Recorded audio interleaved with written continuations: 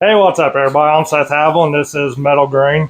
Today I'm going to be showing you how to forge a hummingbird, just like this one, from a piece of 3/4 inch square stock.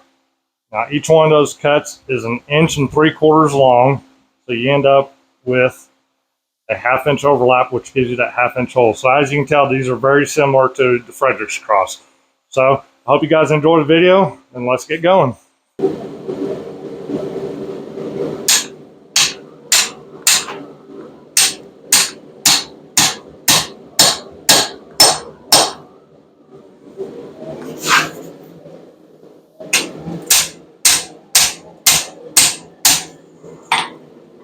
Okay, so this time we're going to be using a wooden mallet to spread this open so we can do it without marring up the ends with the hammer.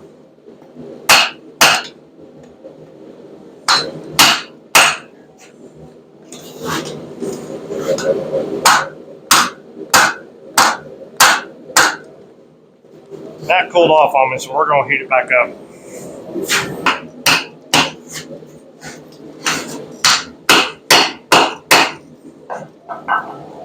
Now we can come in here and knock off some of that scale.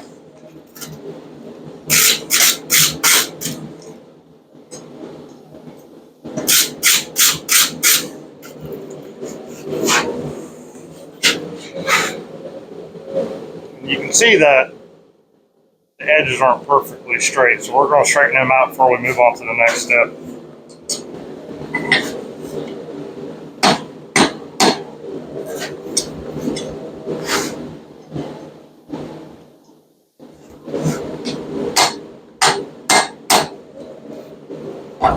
That I can live with.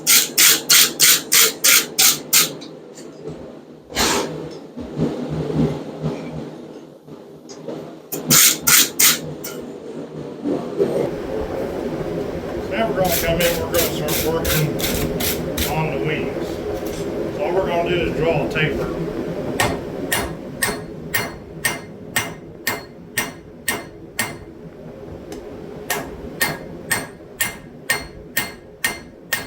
Try to keep this fairly even thickness of forging it.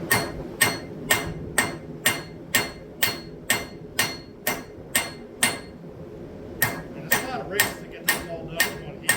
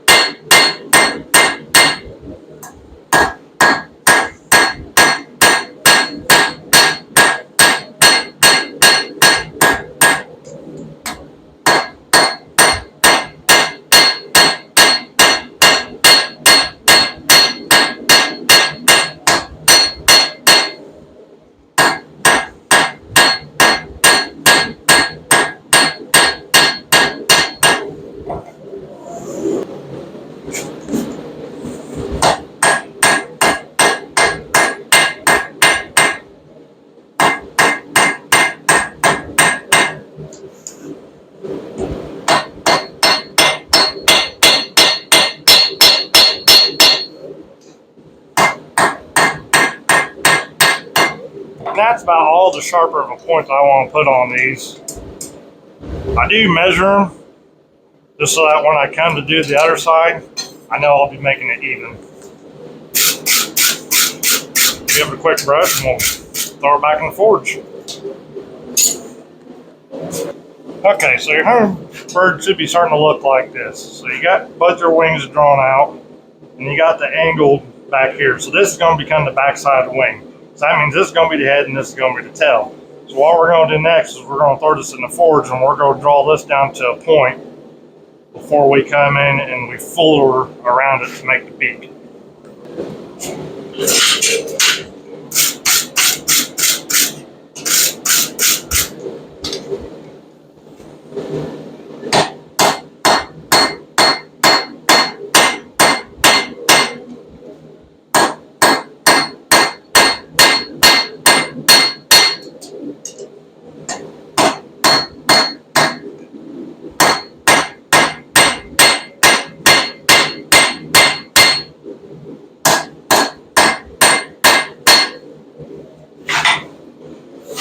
And that's really all we need right there. There's not much, but that's going to give us a place to look for when we come in there to fuller it. Okay, so you can see how I got mine fullered in. So I have a press, so I used a press, so I didn't show that part. You can use a blacksmith's guillotine tool, you could use a spring fuller, you could even do this at the horn of the anvil. I have a press, so I use it. I'm just thin this out a little bit, and I'm going to take it back to the press and hit it again. So once you got the head full to where you like it, then it just becomes a matter of drawing out the beak. And we're not trying to get it down to the super sharp point. We're just wanting to get to have a nice taper. Keep it from twisting on us.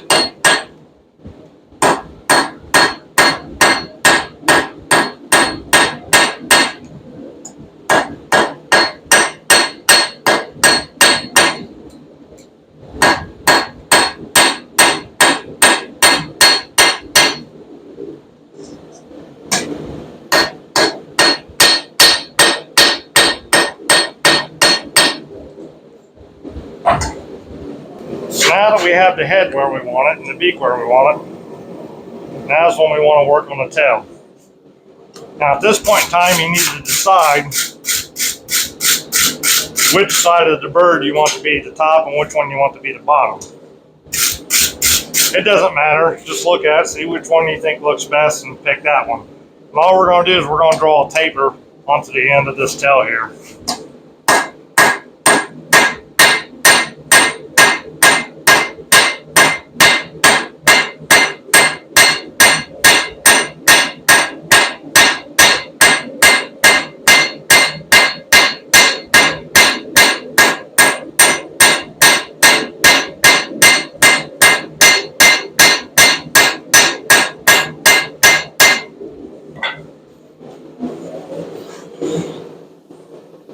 You can see that taper that we drew into that tail.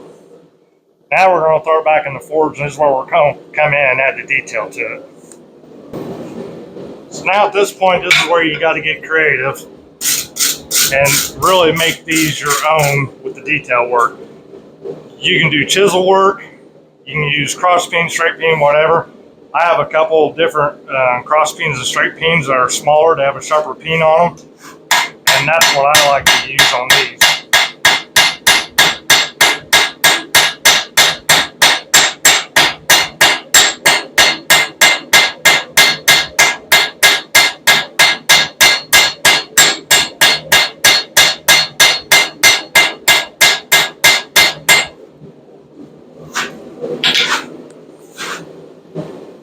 You can see how I put that texture in there.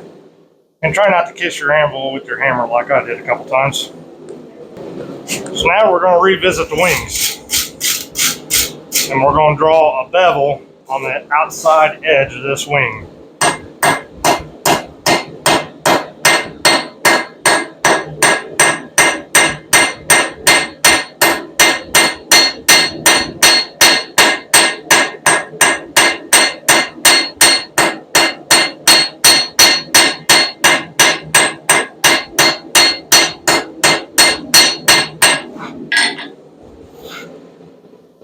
You can see there how we got that bevel.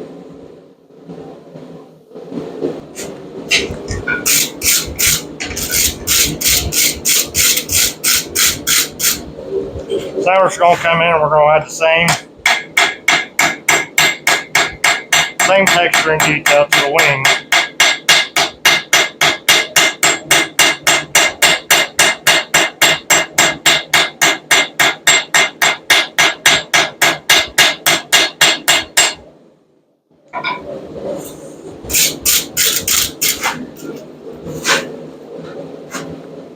Now you can see, and all we're going to do is repeat that on the other side. Same process.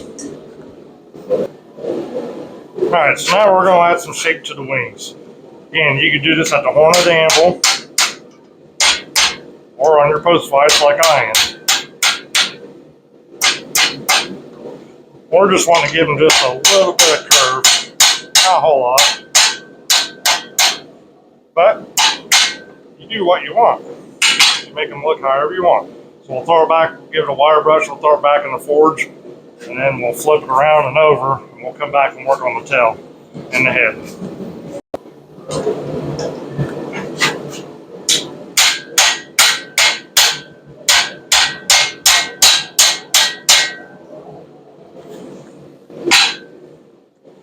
And that is about how I like them. So cooled off.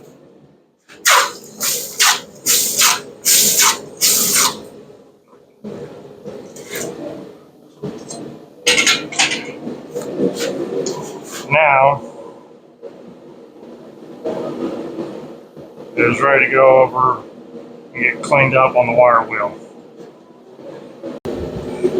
So now at this point, after wire wheeling, you got a nice shiny hummingbird. Now you could stop right here and wax it, paint it, clear coat, whatever you want to do. I leave the underside a little raw, not as finished, so that way you get a contrast. What I'm going to do is I'm going to heat this up in the forge for about 10-15 seconds, and we're going to brass brush it. Okay, so like I said, we just pulled that out of the forge. We had in there about 10 or 15 seconds, and we're just going to go over this with a brass bristled brush. And what this is going to do is that brass is going to adhere to the hummingbird.